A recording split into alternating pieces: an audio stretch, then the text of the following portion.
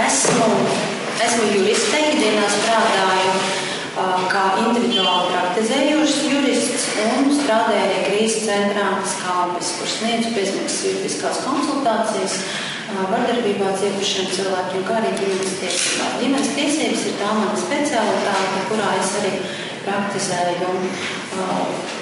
Un šodien es gribēšu jums nolasīt prezentāciju. Proti, ģimene ir valsts pamats. Kāpēc tā un kāpēc ne citādi? Ģimene ir institūts, kas ir raksturīgs pirmkārt visām cilvēku dzimumam, neatšķirīgi no tā un neatšķirīgi arī bez atšķirības telpā un laikā. Proti, ģimene ir dabiska sabiedrības struktūra, nevis valsts iedibināta. Ko tas nozīmē? Tas nozīmē, ka ne valsts ir nodibinājusi ģimenes institūtu, bet pirms veidojās valsts, ģimene pati arī dabiski veidojas. Tie, kas varbūt lasīja manu blogu rakstiņu nelielu pēc diskusijas, kuras bija aicināta ar mozaikas pārstāvjiem runāt par to, vai partnerattiecības ir ģimene vai nē. Vēlāk es uzrakstīju arī blogu, kur es skaidroju to, kāpēc es domāju kādreiz citādi. Proti, bija pieminēts piemērs, ka ja mēs izsēdinām uz neapdzīvotās salas 5 vai 10 puišus un meitenes un atbraucam uz turieni pēc 5 vai 10 gadiem, kas tur būs? Tur noteikti būs ģimenes, dabiskas ģimenes. Un kāpēc? 2 iemeslu dēļ. Pirmais iemesls ir, tā ir vīriešu un sievietes dabiskā dzīve veidot pārus, vairoties, tas ir viens. Un otrs, cilvēku dabiskā dzīve dzīvot sabiedrībā. Jo ģimene ir pirmā elementārā sabiedrības struktūra, tāpat kā, piemēram, ūdeņgāža atoms ir pirmā elementārā visuma struktūra. Ko tas nozīmē? Tas nozīmē, ka ģimenes veidojās dabiski. Un ģimene ir absolūta. Ko tas nozīmē? Tas nozīmē, ka ģimene nav nosacīta. Proti, kā jau pirmajā punktā teica,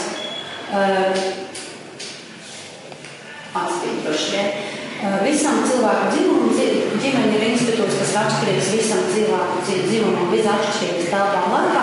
Tas ir uzreiz arī nozīmē to, ka ģimene ir absolūta. Respektīvi, visas citas sabiedrības struktūras ir kontingentas. Atsaucoties uz to pašu piemēru par to neapdzīvoto salu, kur būs 5 cilvēki dzīvojuši sievietes un 5 vīrieši un pēc 5 gadiem veidosies ģimenes. Uz salas noteikti kas neveidosies? Uz salas noteikti neveidosies politiskās organizācijas. Tas noteikti nebūs tā, jo... Tas nav kultūras fonds. Protams, mēs varam jautāt. Es dzirdēšu līdzīgus komentārus par to, ka viss ir atkarīgs no tā, kādas meitenes un kādu puiši tur būs dzīvojuši. Tādu komentāru arī esmu dzirdējuši. Bet politiskās partijas nebūs, jo tur nebūs valsts varas, par ko cīnīties. Tas ir viens. Tur arī nebūs arotbiedrības, piemēram, jo tur nebūs darba devēja un darba tiesību attiecību. Un tur arī noteikti droši vien, ka nebūs arī, piemēram, reliģiskās draudzes, un nebūs mācītām vispār, ka viņi nepiedarās pie vienas ticības. Šīs visas struktūras ir kontingentas. Savukārt ģimene ir absolūta. Starp citu, arī valsts atšķirībā no ģimenes ir kontingenta, jo, kā jau es teicu, no sākuma veidojās ģimene, pēc tam veidojās valsts. Tātad vispirms ir ģimene. Tiks nedaudz ieteikt. Pa vidu ģimene un valsts ir tā saucamā dabiskās kopienas, kas ir novērot darbā visur, tur, kur cilvēki dzīvo bez valsts.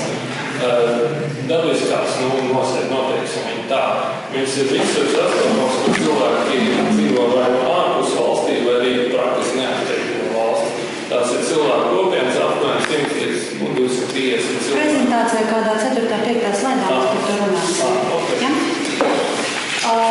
Tālāk, ģimene primārā attiecībā pret valstiem.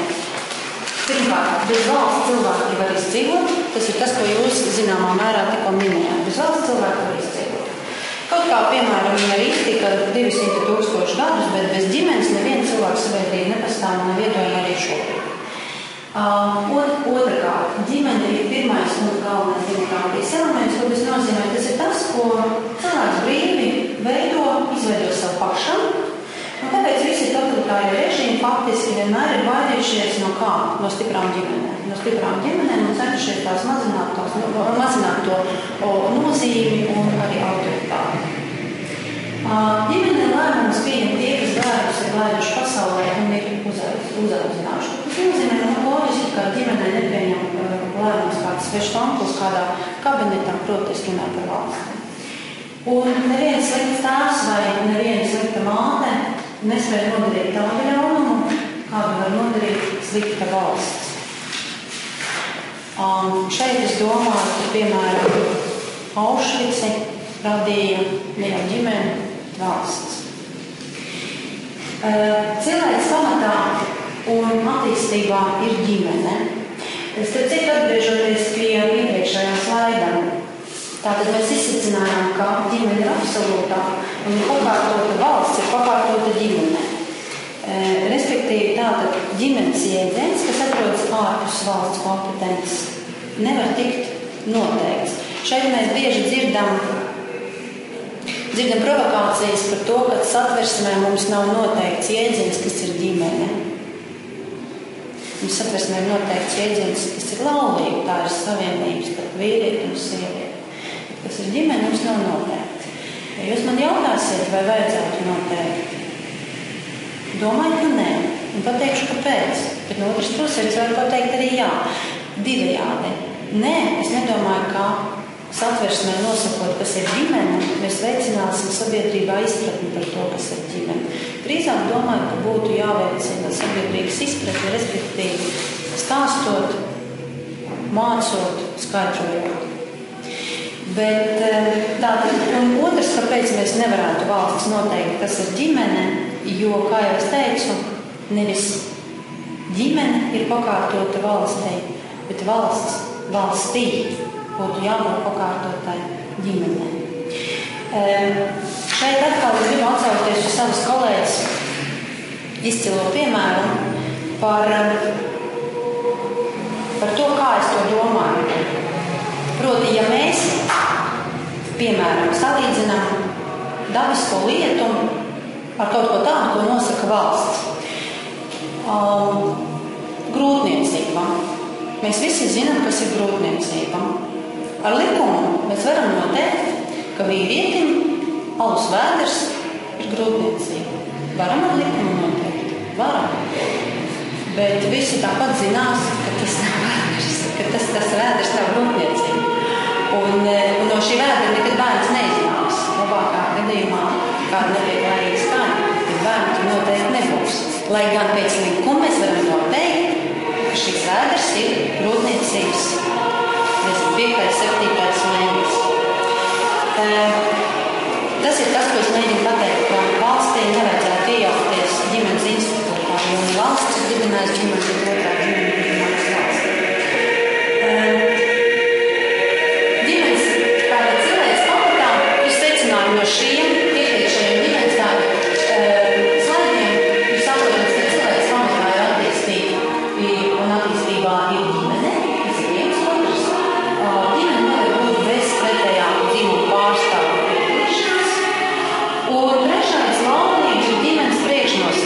Interesanti, protams, mūsdienās mēs varam runāt par to, ka vai tad kopdzīvē valstī, ka ģimene nav ģimene. Protams, ka ir. Bet ideāli būtu, ja laulība būtu šīs priekšnosacījums, ja vispirms būtu cilvēki apņēmušies laulībā laulātos un dibinātu ģimeni. Tas būtu tas ideālais variants. Kāpēc arī jāsaka šeit pie šīs slaidas atzīmēja, ka 2006. gadā apvienotās Karalistes Pilsoniskās sabiedrības pētniecības institūts apkopojot 100 pētījumus, jau tad norādīja, ka ir pierādīts apgalvojums, ka visvēlamākais ģimenes modelis no valsts un sabiedrības interešu aizsardzības perspektīvas viedokļa ir ģimenes, kuras balstītas laulībā. Ir pierādīts, ka šīs ģimenes vidēji ņemot, ir stabilākas, fiziski un emocionāli veselīgākas, pakļautas mazākam riskam, lietot alkoholu, narkotiskās vielas, piedzīvot nabadzību un kāda cita vardarbība nekā ģimenes, kuras pāri dzīvo laulībā. Protams, mēs varam diskutēt par to. Mums ir ļoti daudz nelabvēlīgu ģimeņu, arī to, kas dzīvo laulībā un kas laulājās baznīcā vai dzimtsargstu nodaļā neatkarīgi no tā. Tomēr ir pierādījies šis apgalvojums, un šis apgalvojums ir pierādījies ar vairākiem simtiem pētījumu. Tātad, interesants vārds ģimene, ne ģimene, un pēdiņās ģimenē mūsdienās var būt dažādi nozīmi. Jūs jau arī noteikti teiksiet, ka ģimenes jau mums ir dažādas. Piekritīsiet? Kā mēs to skatām? Ja Roškalns dzirdētu, viņš man nosiet par šo. Nē, te jābūt ģimene aizsardzība. Tad es dzīvošu. Bet tā doma, saprot, pēc idejas šim apgalvojumam trešajam ģimene mūsdienās var būt dažāda. Tā ir. Tikai ne tādā kontekstā, kā runā homoaktīvisti. Viņi uzskata, ka ģimene ir dažāda, tas nozīmē vīrietis plus vīrietis, sieviete plus sieviete un tā tālāk. Bet šajā gadījumā ar dažādu nozīmi ir šaurāka un plašāka. Vai jūs zināt, kas ir plašāka ģimene? Tā ir mūsu saime. Vai bez vecmāmiņas? Jā, precīzi, tieši tā. Šaurākā nozīme, tas ir vīrietis, sieviete un viņu bērni. Plašākā nozīme būs pēcvecāki, dzīvi onkuļi, neprecētās māmiņas, vecmāmiņas, tantes, onkuļi un tā tālāk. Tā būs tā plašā, tā būs tā mūsu latviešu valodā mēs saucam saimi, jo ģimene mums ir samērā jauns vārds. Statistikā vai maisaimniecība? Tieši tā, ļoti labi. Un šeit to maisaimniecības paslēpjas zem vārda ne ģimene. Ja mēs zinām skaidri, kas ir ģimene, mēs saprotam, kas ir mūsdienās dažādas nozīmes. Tā tas arī ir, bet tikai ne tā, kā to izprot homoaktīvisti, kas pārstāv viendzimumu attiecības. Viņi plašāk un šaurāk. Un savukārt maisaimniecība, kas ir maisaimniecība, var pastāstīt? Es nezinu, kā tas tiek definēt, bet es zinu, ka tas ir visos statistikas aptaujas kaut kādās anketās. Cik jūsu maisaimniecībā ir cilvēki?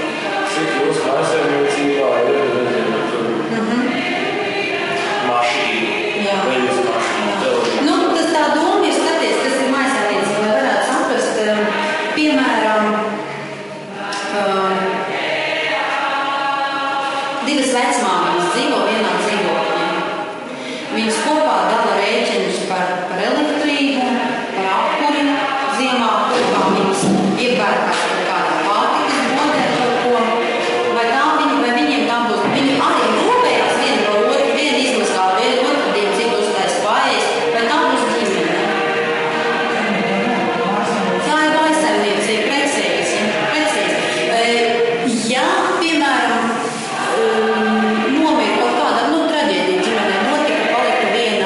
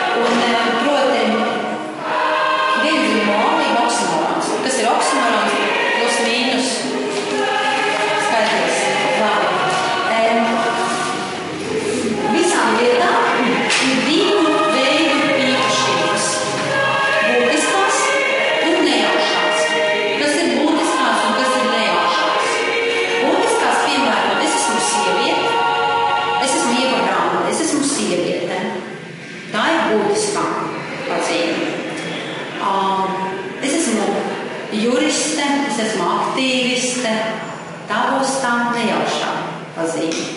Nu, piemēram, trīsstūrs vienmēr būs ar 3 malām, un 3 stūriem būtiskās īpašības ir, bet tas var būt taisnu stūra, vienāda mala, tā būs tās nejaušās īpašības. Absurda runas figūra, kas saliek kopā nesavienojamās lietas, būtiskās īpašības, saucās par oksimoronu. Piemēram, vertikāls apvārsnis.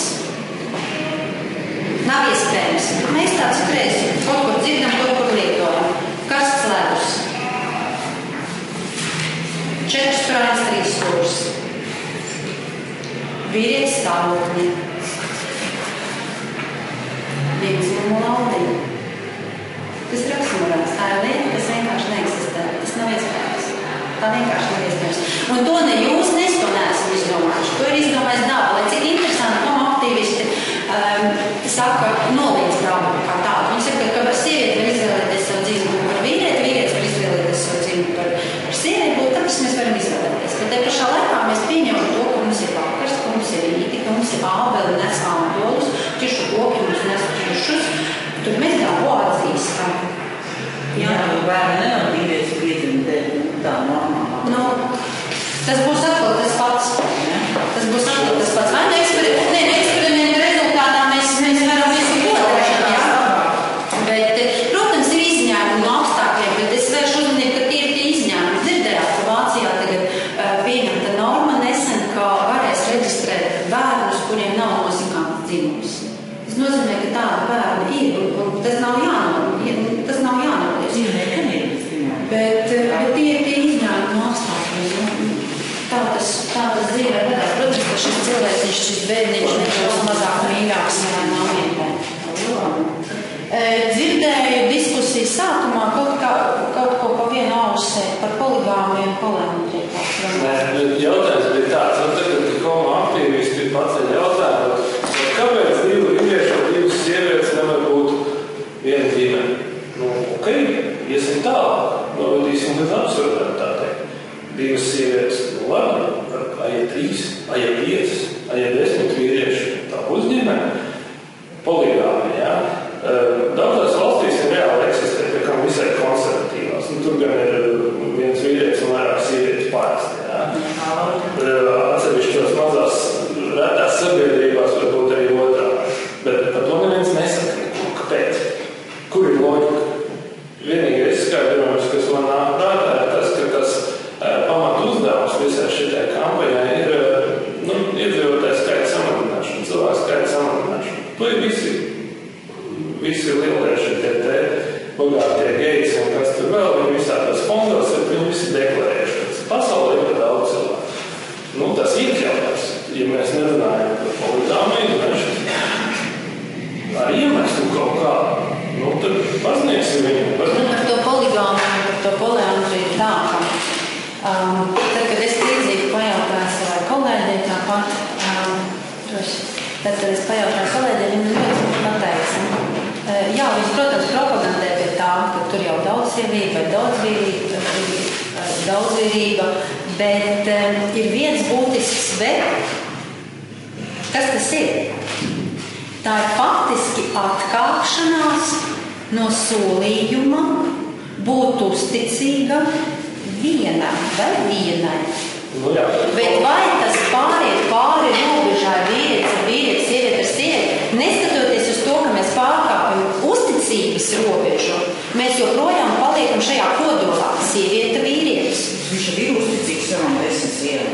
Nu, tas ir cits, jā, bet mēs atkāpjamies no tā, ka viņš un viņa, nevis viņš un viņas, vai viņas, vai viņa un viņi. Jā. Bet faktiski mēs paliekam vienalga tajā vīrietis un sievieti. Tur nav vīrietis un vīrietis, sieviete vai sieviete.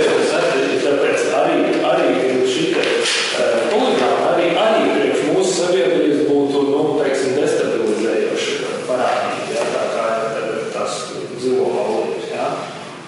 Ja destabilizācija būtu vienīgais mērķis, tad viņas arī tiek propagandētas, ir pietiekami daudz turīgi vīrieši, kas varētu atļaut. Ļoti smuki mēs pārējām uz nākamo slaidu par Eiropas Savienību. Faktiski mēs runājam par to, ko jūs nosaucāt par bagātiem vīriešiem, par to, kas var atļauties, kas nevar atļauties un tā tālāk. Eiropas Savienībā nav nevienas institūcijas, kura būtu tiesība Eiropas Savienības dalību valstīm noteikt ģimenes modeļus. Pagaidām nav. Es domāju, ka pagaidām nav, jā, bet šeit šobrīd tādas institūcijas nav. Šobrīd katra dalība valsts var pati noteikt, ko viņi uzskata par laulību, ko viņi uzskata par ģimeni un tā tālāk. Bet tā ir mūsu iekšējā lieta. Eiropas Savienība, neskatoties uz tām direktīvām, kas iestrādātas likumos un regulām, kas atsevišķi pieņemtas, nav tiesīgi noteikt. Tomēr sagatavot nelielu izdruku par Eiropas Savienību. Jā, Eiropas Savienība cenšas uzspiest dalību valstīm savus ģimenes noteikumus. Tas ir skaidrs. Tiesa nav saprotams, no kurienes Eiropas Savienības institūcijām šāda leģitimitāte ir, jo viņiem nav tiesības uzspiest no dalību valstīm nekādu ģimenes noteikumus.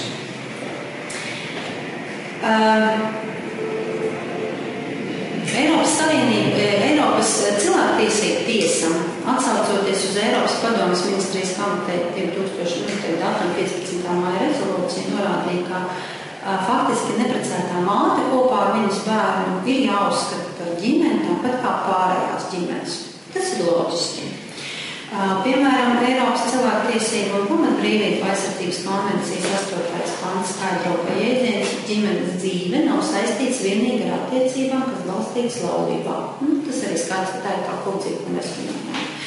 Un tajā ir ietvērams arī tās de facto ģimenes saites gadījumos, kas puses dzīvo kopā un tālākas laulības.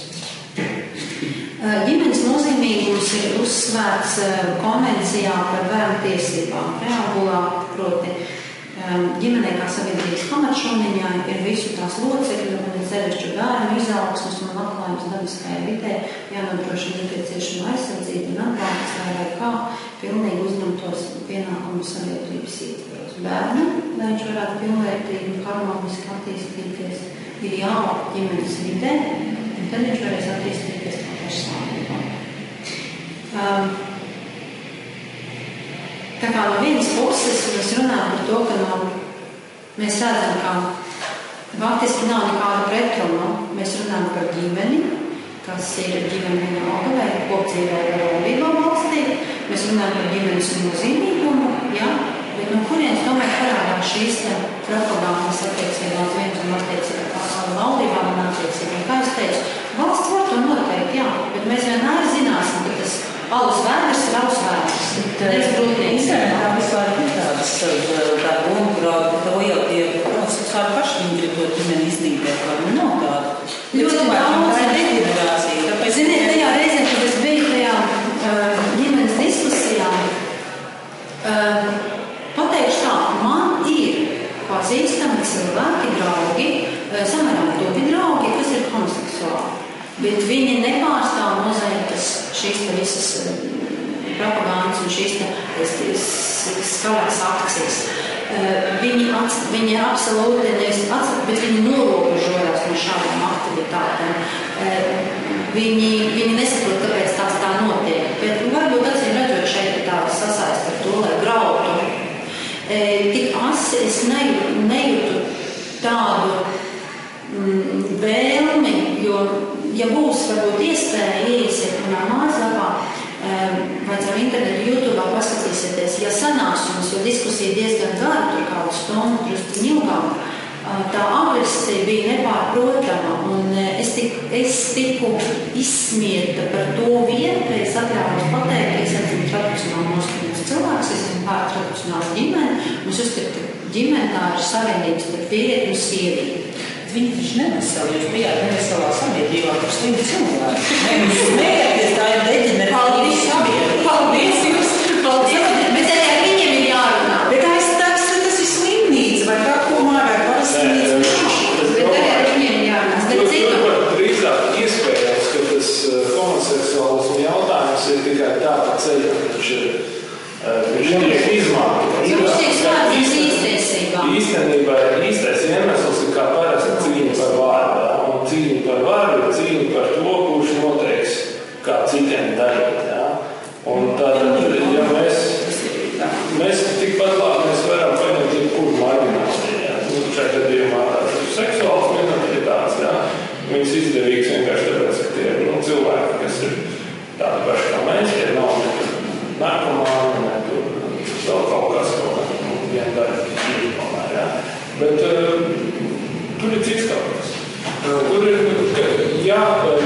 kas homoseksuāļu nestājās laulībās, kā tas ir statistiski. Kaut kā to iespēju izmantot tikai 0,2%. Kāpēc? Es kā tā, par no Zviedrijas atceros, jā. Kas man notiek? Gribu teikt par Lietuvu pozitīvu piemēru. 2007. gadā nolasījuši lietuvieši pierādīja to, ka viņi ir daudz uzmanīgāki uz viņas un faunas trolētus vadītājiem. Vienkārši attiecās vadīt trolētus. Kāpēc? Dzirdējāt, tāpēc, ka viņiem izmēlētā LGBT propaganda. Viņi atteicās vadīt šos trolētus. Un vienu šoferi var atlaist loģiski, bet visus reizē neatlaidīs. Neatlaidīs. Un eiro ierēģi neskries, protams, līdzības fāmu vadīt sabiedrisko transportu vai viņu vietā līdzīgi. Tā bija diezgan normāla un veselīga tautas reakcija uz to, kā aizstāvēt normālās, tradicionālās, dabiskās vērtības. Jā, man tikai prātā runāt par to, tas kā iemesls ir vairāk. Un tas galvē pieņemt to par naidu runu. Viņi grib, tas nav svarīgi, ka pieņem, Nē, dzīve ir tāda, par ko tu izsakies tā kā pret. Tas ir tā kā Mēs pabeigsim prezentāciju tālāk uz jautājumu, tad mēs varēsim diskutēt. Jo šis jautājums noteikti būs vēl pēc vienas slaidas.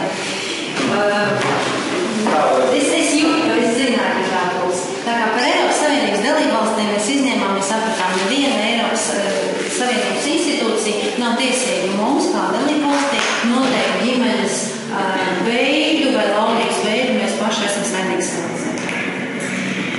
Un kāpēc tad ģimene mums ir tik svarīga? Kāpēc ģimene mums ir tik nozīmīga? Ģimene mācītājs ir pamats visai dzīvē.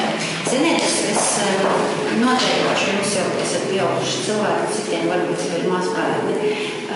Kā mēs audzinām savus bērnus? Kā kurš? Droši. Man nav bērni. Bet kā audzināt savu bērnu? Pēc kādiem principiem? Pēc kādiem principiem? Nu, pēc kā? Kā audzināt savu bērnu? Mīlestīgi. Droši, sakiet, man Pēc mācīšanas darbībām. piemēram. Bet varas vecāki gribēja to, ko viņam izdarījuši. Zini, kā ir? Man pašai puika, viņam 25 gadi, un es viņas vienreiz kājām atspārdījusi tikai, bet īstenībā viņš saviem draugiem teica, ka viņam ir pietrūcis, ka māte viņa nav sadavusi. Zini, kā puikam jau vajag, tā kā jautājums ir tas, ko Šmits teica, ka bērnam arī ir īkstas vajag. Mums saka, ka tu nevar viņu pēt, ok? tiesība aizsardzības tālrunis regulē. Labi, bērnu tiesība aizsardzības tālrunis regulē, pēc tam bērns izņems no ģimenēm, būs šī valsts nekam. Nu, vēl kādas idejas Sergei? Parīs, ko saka? Nu, pēc to pateikt godīgi, ka viņas ir. Personīskais piemērs ir visietekmīgākais. Nu jā, tas ir tas, ko es gribēju no jums izties tā. Mēs faktiski mēs bērnus audzinām pēc 3 kaut kādiem, nu, kā es jums tā iztabināju. Pirmais ir mūsu pašu pieredze. Es nekad nedarīšu tā, kā darīja mani vecāki. Mūsu pārliecība, iekšējā pārliecība, kas mums saka, kas būtu pareizi un kas nebūtu pareizi. Vai pareizi būtu iedot pa duksa, vai nepareizi būtu iedot pa duksa. Tā mūsu iekšējā pārliecība ir. Un trešais ir grāmatas. Mēs tomēr smeļamies informāciju grāmatās, padomos, informācijā, gudros cilvēkos, kas pēta uzvedību, kas skatās un tad varbūt kādreiz atliekam naudu priekš grāmatas un nopērkam to gudro grāmatu un varbūt citreiz viņu izlasām. Bet teica, ka Spokam nesot gluži normāli tie bērni. Sabiedries, ka padomā laikā bija tāds Spoks, viņš ne jau Spoks, bet Spoks bērni. Viņam nesot. Nu, bet piekrīt, mums ir šie plus mīnus, tie 3 kriteriji, kā mēs saucam. Jo tā grāmata ir tieši tā kā tagad, ka nedrīkst ne pēt neko, bet... Un ģimenei mācītājs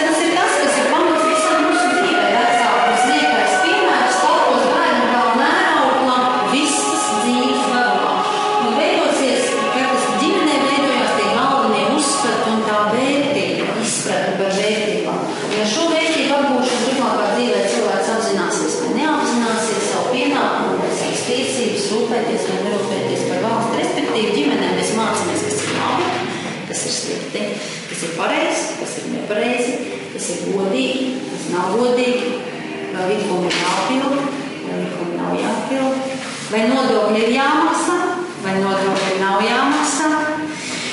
Jo ģimene faktiski top, kas, ja sasaistam tomēr mūsu tēmu ar ģimeni kā valsts pamato, tad ģimene top valsts nodokļu maksātājs ir. Ģimenē top dzimtenes aizstāvis ir. Ģimenē top pilsonis, vēlētājs, arī valsts vadītājs top. Ir parazītiski politika. Paņēma visu izbojāju. Tātad vērtību mācību un patriotiska audzināšana. No kurienes mēs ņemam vērtību mācību un patriotiska audzināšanu? Ģimenē. Vai skolā? Paldies skolai. Protams, mēs skolā pavadām daudz laika un ir programmās iestrādāta, protams. Bet ja skolā mācīsim, ģimene nedarīs. Nē, bet ja ģimene nespēja, tad skolai ir jāpārmēsē. Viņi cenšas, bet pamatā tomēr tā ir ģimene. Ja mēs visi ģimenē sēžamies pie galda šodien ēst katru vakariņas kopā, tad mēs to darīsim un iedibināsim arī mūsu nākamās ģimenēs. Vai mēs to gribēsim, varbūt mēs to nebijām dabūjuši un gribēsim kaut ko mainīt savā dzīvē, bet faktiski ģimene mums nodod tās vērtības. Mēs veidojam šīs tradīcijas. Jā, tas viņš ir. Un šeit mēs atnākam līdz jautājumiem, ko mēs, kad es sūtīju aicinājumu uz diskusiju, es uzrakstīju, ka ģimene ir kā valsts pamats. Ģimene ir tās sākums, ir pierādījumi, ir tās pamats, un ir tās turpinājums. Un šeit mēs runājam par to, cik valsts mums tomēr ir tālu no izpratnes par to, ko mēs šodien runājām. Valstī ir arvien vairāk un vairāk jāatbalsta ģimenes, ne tikai, protams, finansiāli, bet risinot un rodot iespējas arī citu veidu atbalstam. Un pierādot šo sākumu pamatu turpinājumu, tas, uz ko es gribu aicināt šodien diskutēt, jo tomēr mēs runājam par valsts svētku nedēļu un par ģimeni kā valsts pamatu. Šī ir jautājuma pārdomā. Kur veido attieksmi pret valsti, latviešu valodu, kultūru, vēsturi, sasniegumiem? Ģimenē vai skolā? Bet kas ir primārāk? Ģimenē varēja arī... Vai skola izveidojās pirms ģimenes? Nē, viņa neizveidojās, bet tā kā es piemēram dzīvoju padomu laikā, man nebija pa latviešu valodu. Tagad tās es dabūju uz galvas, jo es visiem saku, ka jārunā latviešu valodā un visiem krieviem. Bet piekrīt tā, ka mācījies faktiski 2 reizes vēsturi, nebija tā? Pēc krievu skolas? Nē, es krievā vienkārši sāku studēt vēstures fakultāti, kāpēc pēc tam tikai juridisko. Bet latviešu valodā man viss tās grāmatas par valsti bija, par kalpaku un viss tāds līdz tāds jau man. Bet nebija kas pasaka. Iespējams, baidījās tā laikā. Nē, bija gan vestāvs vai karaļus, bija kā viņš man oficieris Latvijas laikā. Tas ir... Cilvēki parasti ir ļoti norūpējušies par savas vietas iegūšanu sabiedrībā. Tas tā doma par to sabiedrību kā objekti, par kuru jāuzņemās atbildība, viņi nāk pēc 30, 40. Jā, viņš pareizi saka, viņa sākumā nav. Viņa tas ir tikai tāda, kur varbūt pie varas raujās. Viņam jau ir savs. Atbildības sajūta par briedumu un viedumu un savu spriedumu, tas nāk no ticamāk māju, kad to visu var realizēt darbībā. Tas ir piecības ar atbildības sajūta pirmā piecības.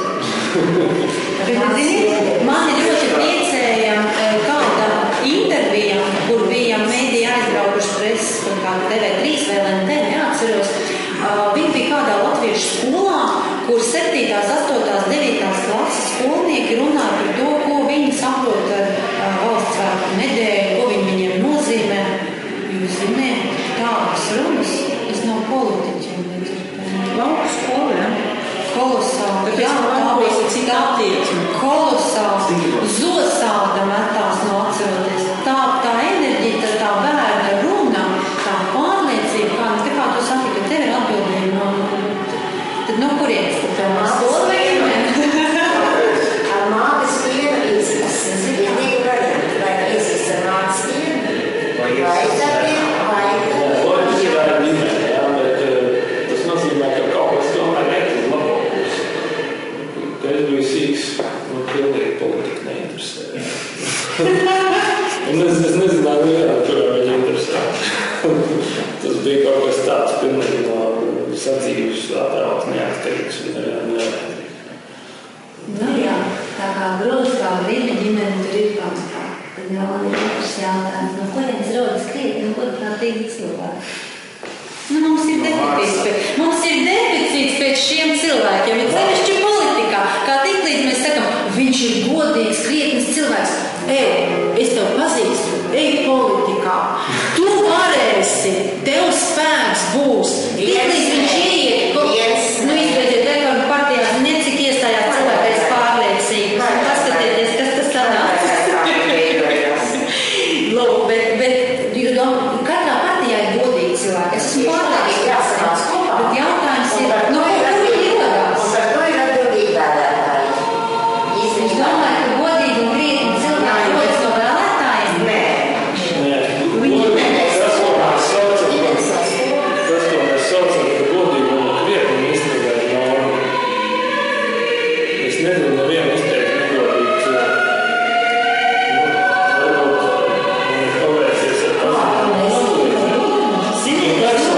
Man ir viens vārds, ko es gribētu jums. Es zinu, ka jūs viņu zināt. Pasaka.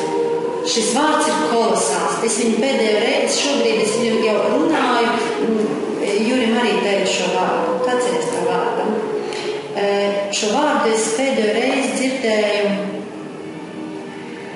no savas vecmāmiņas. Un mana vecmāmiņa jau 10 gadus kā ir aizgājusi. Un šo vārdu es atceros, un 10 gadus es viņu nekur neesmu dzirdējusi. Tas nenozīmē, ka šī tāds īpašības kā tāds nav. Viņi ir vienkārši varbūt sabiedrībā nebija tādā īstā, kur tādu vārdu lieto. Bet es domāju, ka jūs arī šo vārdu zinat. Jūs visi šo vārdu zinat. Nu, tas ir vārds tikums. Protams. Tikums. Cik bieži? Tikums. Es atceros, ka vecmāmiņa teica, tā nedara, tā tikumīgi sievietes nedara. Nedara šādi, tā nav tikumīgi. Tikai netikumīgi šitā cilvēki rīkojās, tā nerīkojies. Ir taču tā teikuši vecāks. Nevis likumi, bet tikumi. Vai ne?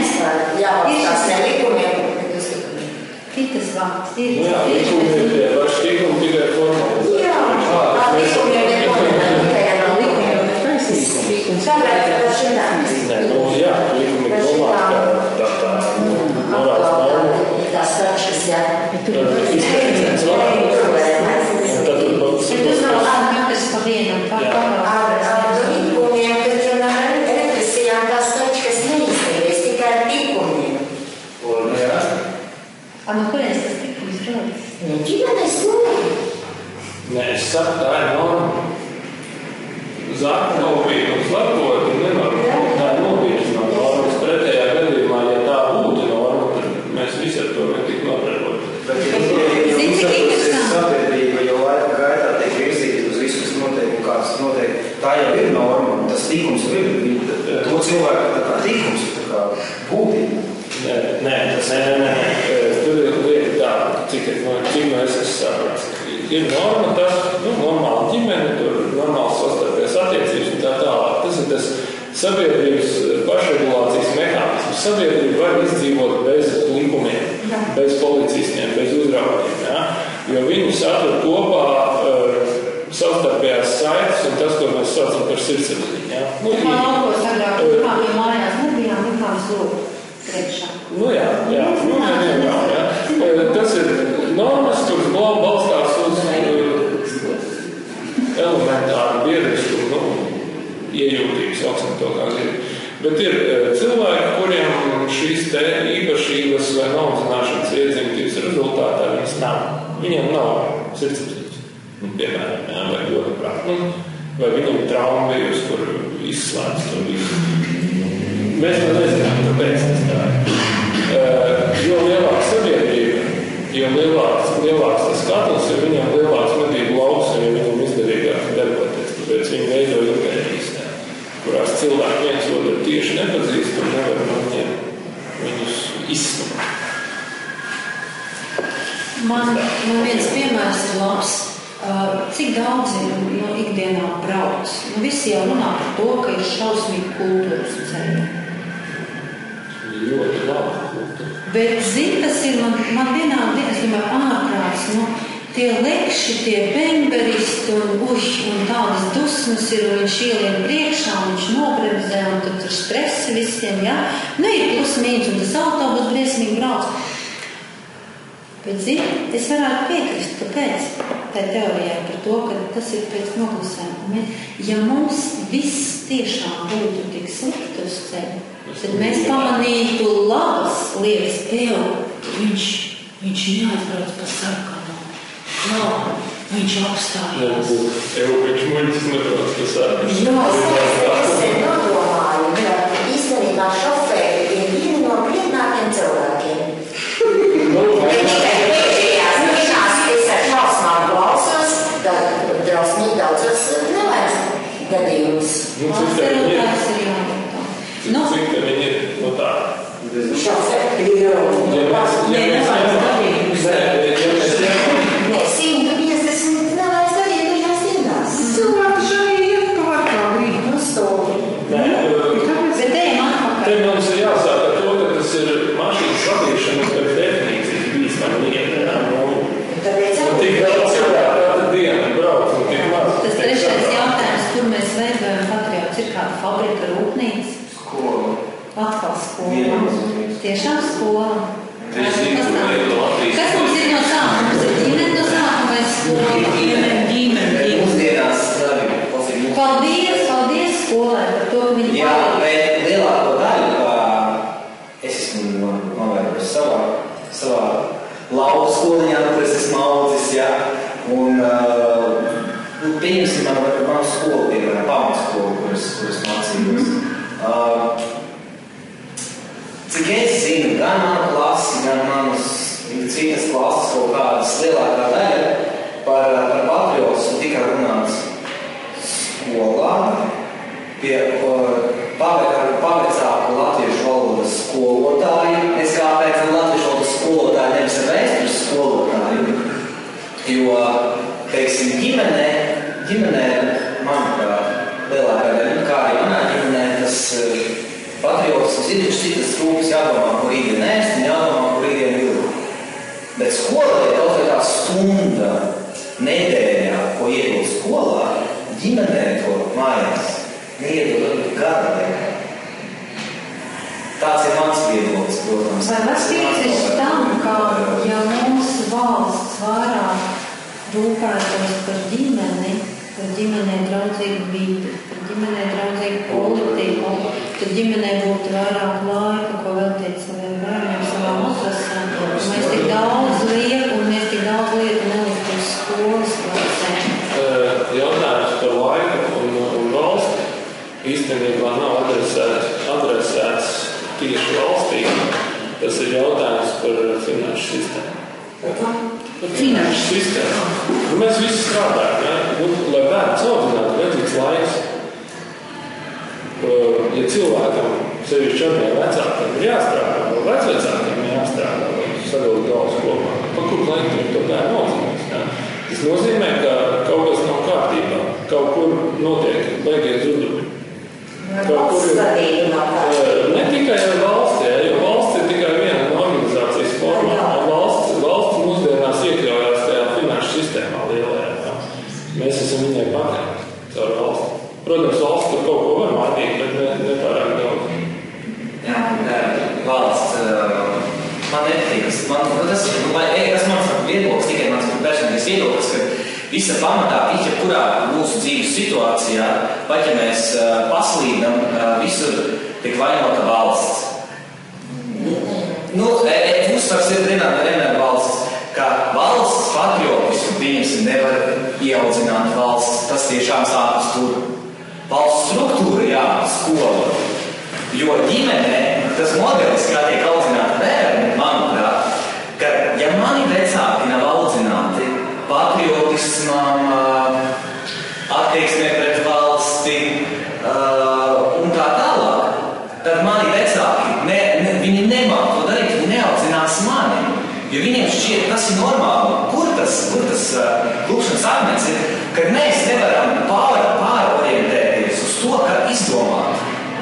Klau, varbūt kāda valsts struktūra, kāda kultūras organizācija var, teiksim, nodarboties ar to, ka varētu sākt mācīt to normālo dzīvošanu, kad arī ģimene ir forši interesēties par Latvijas vēsturi, par Patriotu skolu.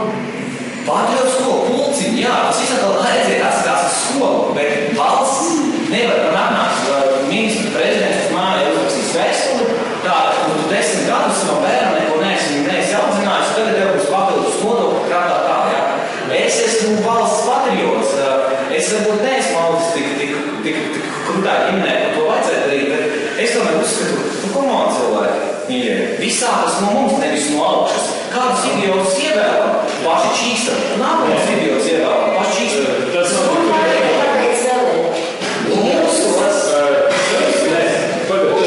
vienkārši. Tā ir izplatīts, tas ir mīts.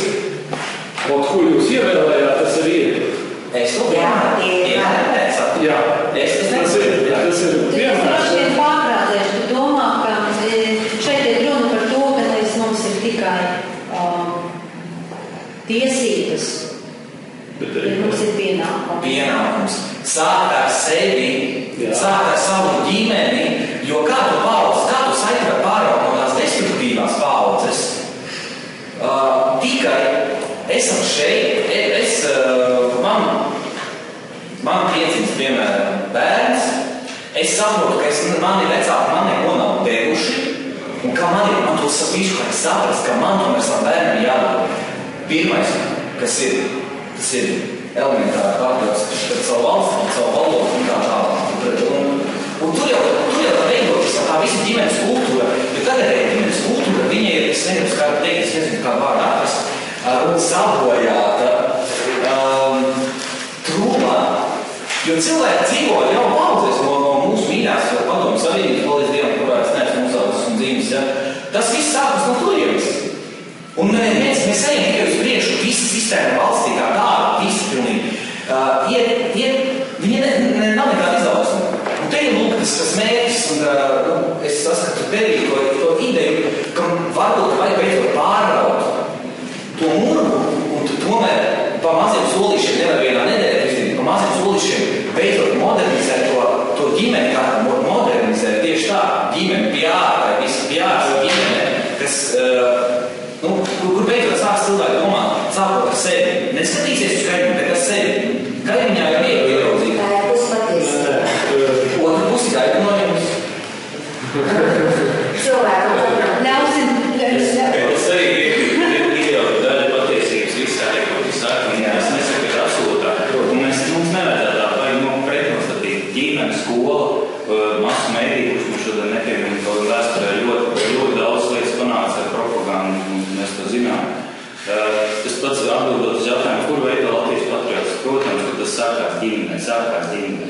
Bet tajā pašā laikā es uzskatu, ka to situāciju, kā Latvijā šobrīd ir izveidojusies, ir būt daudz gudrāka politika, teiksim, arī tev pašu krievvalotīgo izglītošanā, ja būtu nopietna izglītības programma, kas strādā pie tā, lai vēstures skolotāji būtu kvalitatīvi, patrioti un viņiem labi maksātu. Un ja tāda tiktu katrā krievu skolā jau no 90. gada jau iekšā iesūtīt un iesūtīt, bet tā sistēma būtu tā organizēta, ka būtu kvalitatīvs, sāksim vēstures skolotāji, latviešu skolotāji.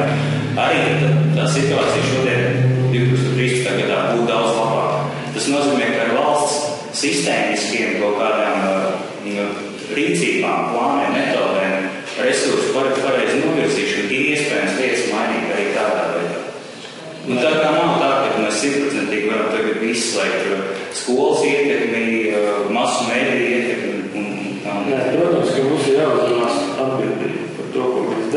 Jā, un man atbildot to jautājumu, ka viss sākās šeit, pašam pieaugs, bet tas, kas mums šeit ir galviņā, tas patiesībā galviņā ir tas, kas mums uzkārtā dzīves pieredze, sākot no 0. dienas, varbūt vēl agrāk, tas ir cits jautājums. Es tev varu pateikt par to, ka es nedomāju, ka man pašam pēkšņi jākļūst par patriotu, bet es domāju, tas ir viņas iespējams vecāks, ja?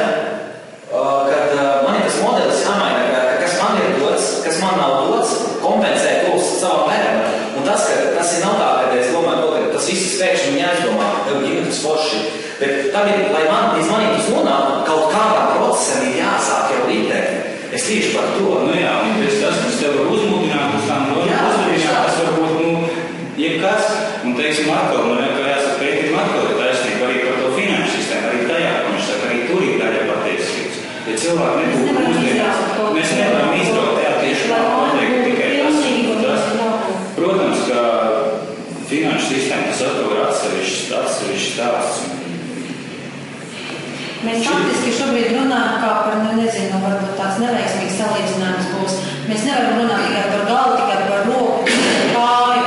Mums ir atrauti pamatos būs tie kauli un miesa, bet mēs nevaram izraut no tā konteksta. Tas, ko mēs varētu, es nezinu, ja jūs ierakstu, pēc tam uztaisīt būksarotu ar tām pareizām lietām, pareizām virzieniem, kur vajadzētu domāt. Arī tas bija lieliski, ko tu pateici, manuprāt, arī es to savukārt arī kaut kā sen esmu izdomājis, ka propaganda jātaisa, ne propaganda, bet es nezinu, kā par PR, tas arī piekrīt, ka mums nav pietiekami bijis šajos gados, varbūt kaut kas sākās tagad, es nezinu, ģimenes svētki, tas sākās varbūt. Interesanti tas, ka ģimenes svētki ir katru gadu, bet Rīgas doma nesenīgs, Rīgas domas cēsīs bija. Jā, tāpēc es arī zinu, pēc tam cēsīs.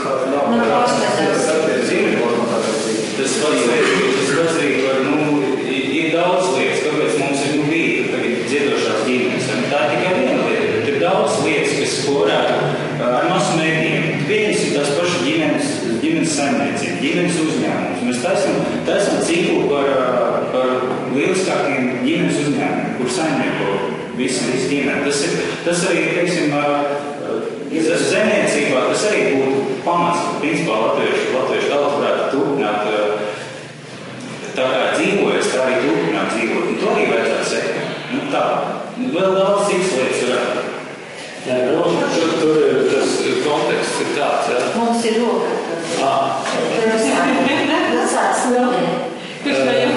Ja ģimene ir sabiedrības pamats, sabiedrības, jā. Es nesaku, ka valsts obligāti. Mēs redzējām, ka totalitāras valstis mēģina to ģimeni, kā saka, pakļaut sev dažādos veidos. Jā.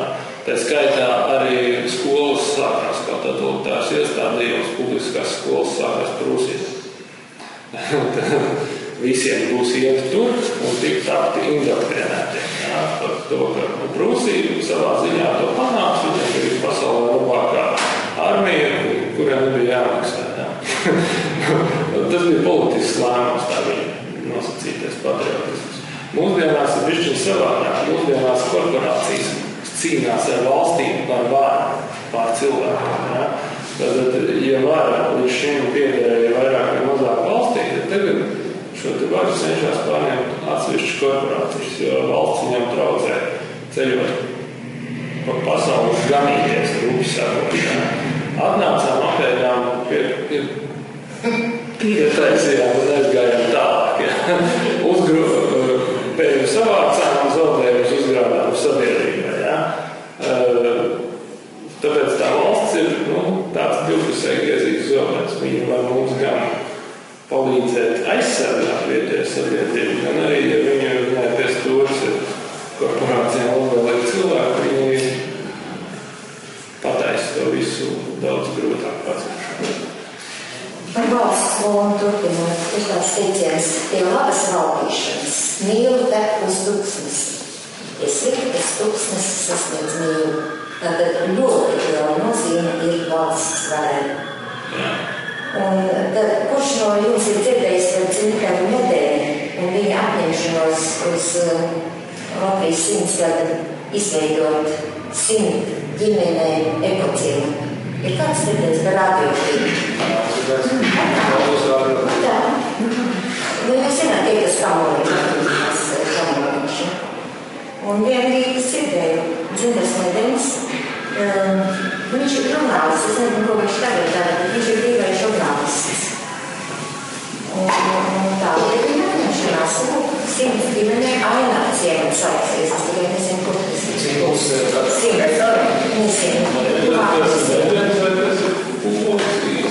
Tas ir polis vai medens? Medens. Dzinders Medens. Polis ir cits. Jā, varbūt.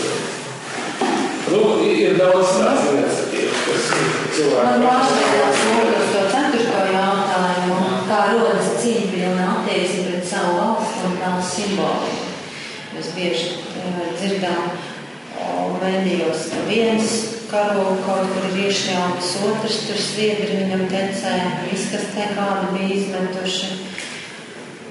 Kur tad mēs varam runāt par to, no kurienes tad mēs saņemam to izpratni un sapratni par to, ka tie simboli ir cienīgi, ka to simbolus ir jāciena un arī savu valsts ir jāciena. Kā jūs viedoklis? Tas ir cikls, kas ir čūsti, kas rīk savu valsti. Ja? Nu, cikls, kas pats pastiprina vai pavāja.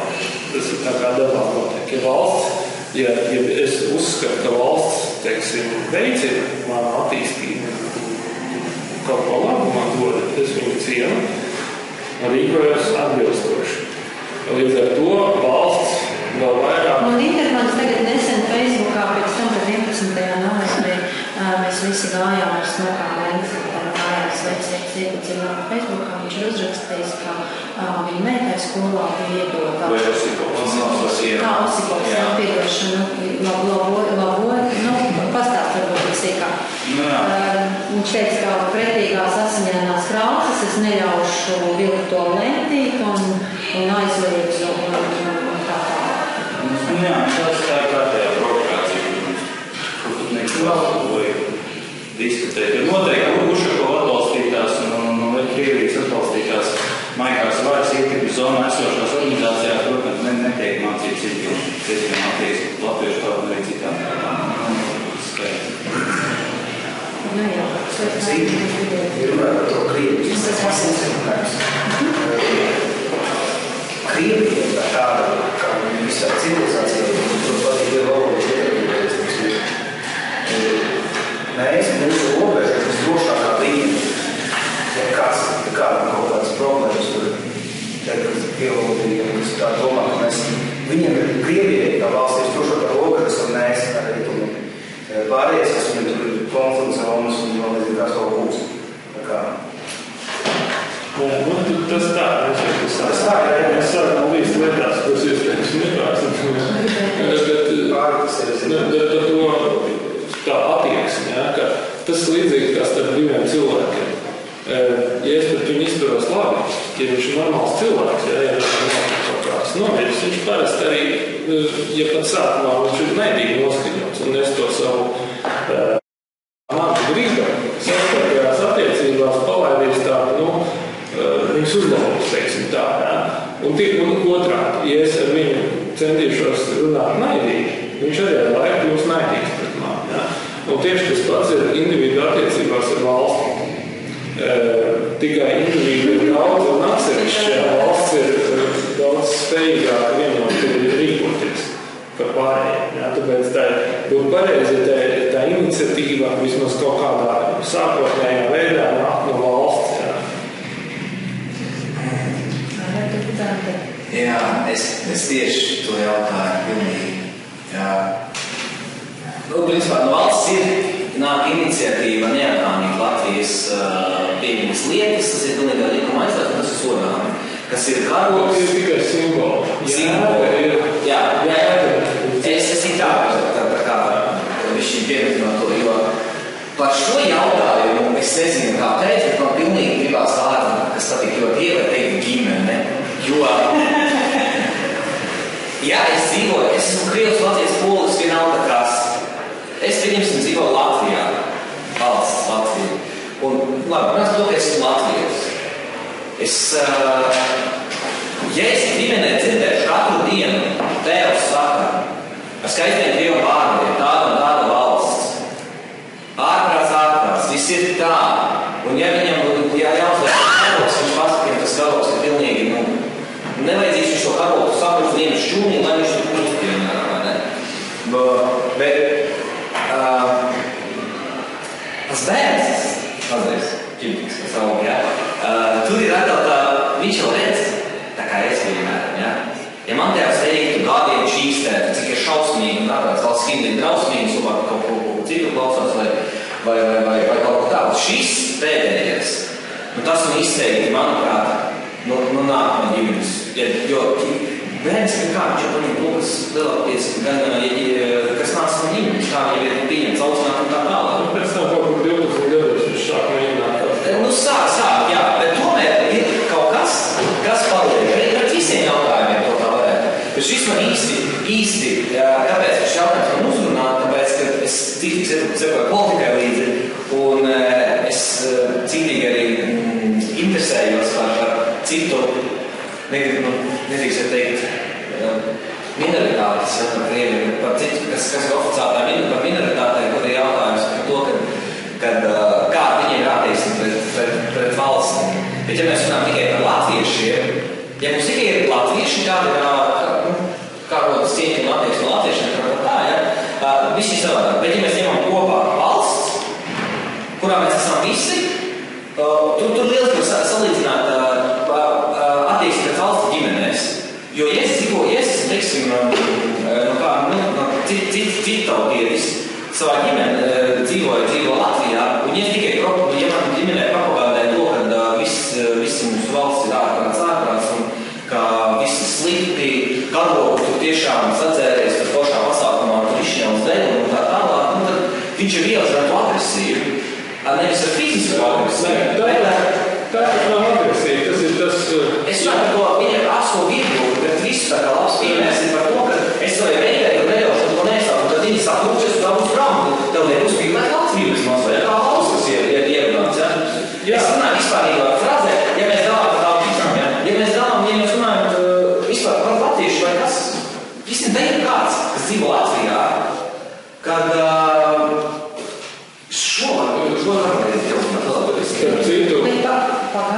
Jā, bet to jautājums, kas ir valsts tavā izpratnē? Kā tu saproti valsts definīciju? Ja tu, teiksim tā, var iedot globālo jēdzienu, tad arī pēc tam varbūt detalizētāk. Kas ir nacionāla valsts un kas, ko, teiksim, Latvija vai Francija atšķirās no teiksim, Amerikas Savienotajām valstīm vai šajās.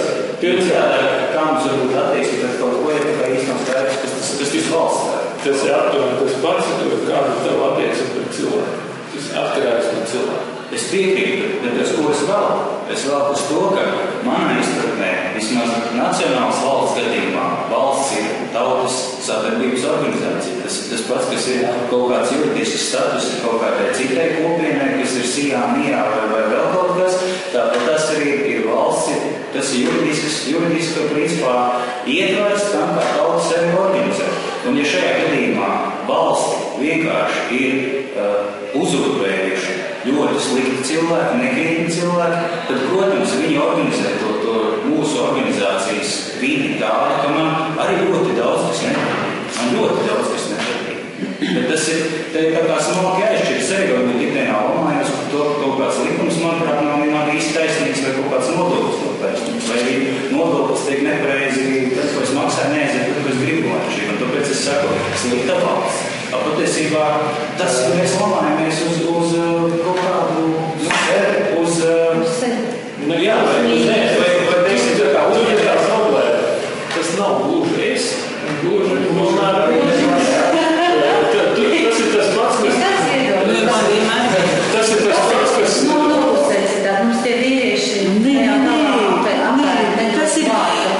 Tas ir vienkārši dzīves laikā, tādā uzsipo meitē arī tēvs var kaut ko aizliekt, vienā brīdī viņi iespējās viņam ceļā un pateiks, ko gribu, to nesam. Tas ir vienkārši. Tāpēc, ka es esmu tāda, kad jau man vajag... Arī uz principu viņai būs tas vecums, ka viņi pateiks, aizstāv darīšu.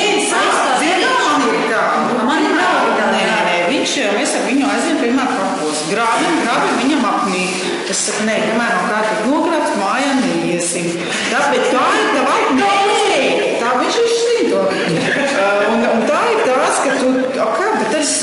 dzīvot, sūda valsts, visi viņi gāna, es esmu kristietis, es saku to, ko jūs tagad sakat, tie debesīs, tāpēc arī sūdīgi valsts, viņi nemaz nevar būt labāk, jo jūs viņi gānat, bet viss rodās no manis, un ar laiku es saprotu, ja es tur kārtīgi neizdarīšu, tas nāk ar laiku. Tā tikai ir, kad tu sāc domāt, kāpēc, kas ir valsts, tas ir iedomājis, mūsu senči ir asins izlaiž, tagad mēs šņaucam karogā ārprāti. Un tāds cilvēks, kas varbūt sveštautietis, viņš atnāk, ka viņš tieši tāpatā sāk domāt, ja viņš ir audzināts, viņš ir šajā valstī, viņam jāzina, ka es dzīvoju šeit, tad tas viss priekš manis arī karoga plīvo manis dēļ. Ne, ja viņš jau neplīvo vienkārši vēl. Tad, ka mēs kaut ko atzīmē, tas ir viss no manis atkarīgs. Katrā cilvēkā ar laiku viņš attīstās. Jā, bet tas ir man, es varbūt tā varu par sevi pateikt, bet tu nevari ietekmēt to, ko domā Osipovs. Viņam var stāstīt, ka tas ir varētu, tu vari stāstīt. Draugi, es aicināšu uz 5. jautājumu, tas būs nobeidzošais jautājums. Un šeit mēs runāsim par to, kas ieaudzina izpratni par šīm etiskām vērtībām. Tas ģimenes skolu. Jā, tas ir tas, par ko mēs arī valsts. Ja valsts vīri nav paraugs mums, tad mēs arī esam tādi. Kā ģimene. Mums ir vajadzīgi varojumi, Tieši tā. Tas varojumi vienmēr krietni cilvēki. Krietni cilvēki. Nav valsts. Pagaidi. Es tikai demokrātiska valsts pārvalde, tā ir jau izvietusi. Viņa bija laba pēc patvaldībām. Vai jūs zināt, kas ir demokrātija un nokrātija? Jā, tas ir utopijas monarhija. Nav. Tas ir viss, kas pārējām nav bijis. Jā, nav. Vai līdzvērts vārdā prasa kādiem praktiskā realizācija, tā mēs nekur tālāk netiek. Būs, uz nākamā vēlēšanām būs. Es viņu redzēšu tā prezentāciju. Jā, nākamā 23. lūdzu, Jūri, vai tu vari parādāt labu? Labi, mēs tā ir sēdē. Tā ir sestdiena, jā. Nē, nevajag sestdienu. Jā, man taisna teica tā, kas runās. Vai jūs tais divas? Vienu priekš sestdieniem, otru priekš valsts? Viņi divreiz nerunās, viņi vajag ierakstīt, un viņi teica pēc darba, cilvēki noguruši, viņi nesatradīs nekā. Jā, nevajag ierakstīt priekš Bet teikā, mēs būs labi sanākts darba šodien. Man liekas, ka ļoti Sestdien šī daudz jauki. Sestdiena jāatlaid ģimene, jo ģimene ir valsts pamats. Bet ko es gribēju teikt? Faktiski, es mēģināju jūs uz to domu, ar ko mēs arī sākām šodien runāt. Mēs sākām runāt par to, ka ģimene ir valsts pamats. Protams, man grib. Ģimene armija īstenībā baisākā. Ja visi darbojās, tad tur put viss. Tā ir. Un šiem visiem jautājumiem mēs... Un ja ģimene viens otru aizstāv, nedod Dievs kāds atšķirās. Jā, tieši tā. Tā kā stipras ģimenes ir mūsu valsts pamats, un ja stipras ģimenes būs arī stipra, nacionāla, mūsu. Tāpēc sestdien jāvēl ģimenei jātaisa vakariņu galds vai pusdienu galds jāstrādā kopā. Pēters grib kaut ko vēl teikt. Es attiecības ar valsti, bērnu attiecības ar vecākiem, kur viņus reizēm iekausta. Ja? Tādas, it kā savērts, bet tomēr sīkās. Jūs droši vien zināt, ka tas tāds konfliktējušas attiecības nevar īsti saprast, ka tas vecāks viņu savērts vai nav. Reizēm nav. Reizēm viņš man sīk, un reizēm viņš man glaukē. Un tieši tas ir tagad ar mūsu valsts, ka brīdām valsts rīkojās pilnīgi stulbi, ja? Un tagad mums ir tāda viegla šizofrēniskas tās attiecības. Ļoti vienīsti. Un cilvēki, kas propaganda šajā procesā ir iejaukties šajā konfliktā, viņiem to ir viegli darīt. Viņi nav malas pastiprina šo te nāda efektu, ja? Un tas rītājums sāk griezties uz to iznīcības pusi. Tāpēc mums viņš jāgrib būt. Es domāju, ka tomēr atgriežoties pie konstitūcijas, mums pamatlikuma pie satversmes, tomēr liecos domāt, ka kaut ko no tā viss, kas ir šajā prezentācijā, kaut ko kodolīgi, tomēr varētu arī mūsu galvenajā likumā. Jo Tu gribās? es nezinu. Vai, ja, piemēram, mēs visi ieteikums ļoti gribās visu ielikt likumā, bet saprot, likumā mums daudzas lietas ir, bet mēs kāpēc? Bieži vien meklējam, kā apiet likumu. Bieži vien mums varbūt tomēr ir atrisinājums, ir paskaidrot, kāpēc tas tā ir domāts un kas šajos vārtos ir. Jo citādi, man pēc tā diskusijas, kad es biju ar LGBT pārstāvjiem, man vismaz vai gribējās atvežņi ierakstīt, kas ir sieviete un kas ir vīrietis. Jo viņi arī to nesaprot. Tāvers tur bija piedalījās. Viņi arī to nesaprot. Un priekš tādiem cilvēkiem varbūt arī gribās pateikt, sieviete, vīrietis, ārējās atšķirības, iekšējās atšķirības. Viņi zina, kas tas viņi provokāti. Deģenerāti. Es domāju, ka